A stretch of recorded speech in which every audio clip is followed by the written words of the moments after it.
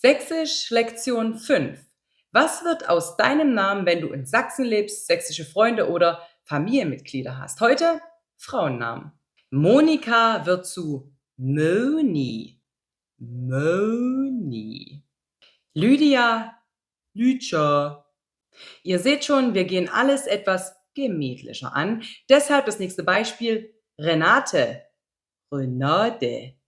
Ein K am Anfang wird zu G. Ein Beispiel hierfür: Karin. Das ist die Karin. Karin. Claudia wird zu Claudia oder auch Claudi. So wird auch Katrin zu Katrin. O's werden besonders lang gesprochen. Sophia. Sophia.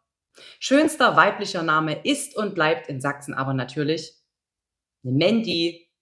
Wie klingt euer Name auf Sächsisch?